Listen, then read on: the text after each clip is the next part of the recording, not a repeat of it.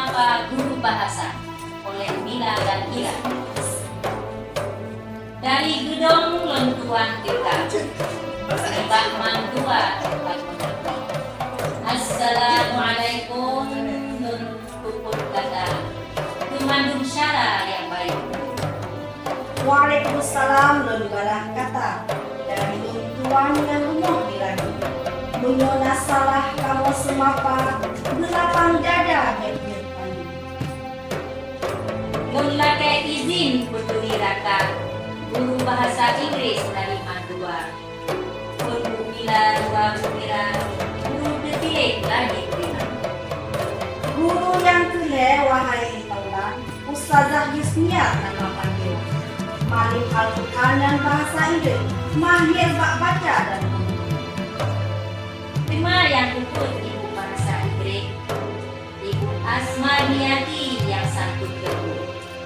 Jalan Pak IT dengan ucap job, sering membantu kamu mangan tambahku. Alhamdulillah ke awal pun pun semata. Menyona salah bak tutur kata, dan lakai mu'ah bak bandung kesempatan. Maklum, hati kuasai bak gramatika. Menansik dilon wahai Mira, bak gramatika cukup tak dura. Dia lon tulis kita baca, karena bak mata kamu bayang. Menyola dengan wahai Mila, neyakin mata lagi bukan singa.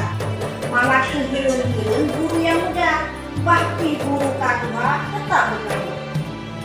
Betul naritra wahai Mira Desa, layang bangga, guna-guna berkarya, anak berjaya di masa muda, dengan tinggal jasa saat tutup usia.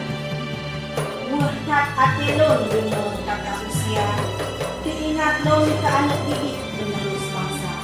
Tiban masa itu lagi merupa anak-anak bangsa kala lain. Maksud lalai dan lupa wahai masyarakat, dengan ananda anak bangsa nak nilai agama, nibasi ulama, dua sabi bersama-sama, menerapkan agama jamaah teguh sarina. Munyo lagi nyan sabar kuda, hati hanale gundah bagi mana. Ilmu agama kubut benalam dunia nyata, kek hanya keperluan di dunia. Tadi saya bacut hamba tabugar, itu program bahasa coba tacana. Oleh karena si pula anak programnya, kegumunan karena perkembangan. Iban maksud wahai kawan tentang hai laginya. Karena lon tuan ilmu info cakawak. Munyona ide brilian cepat masalahkan. Mana tak petruk pak yang berdua. Munya tu ide, kena ragu. Tanya mbak kawan yang bahasa Melayu. Di cikgu bahasa Arab, coba ngerayu. Ide musyuhu bernyangka sudu. Program yang tukun baklon nasiku. Tayu pidato bahasanya sepuluh satu. Bahan di YouTube, berkawannya di diri. Bak podcast mandua menit yang tayu musuh. Mandung program si pula di kamu setuju. Yang baik, minta berbut kamu di guru. Pulau nabur rumah tangga yang tak berlaku. Yang mana minta maksud bagai satu. Alahai cikgu rakan dua. Baknya buka kartu untuk bermarwah. Ada napi buat guru bakar-bakar. Rezeki cuma Tuhan yang mana.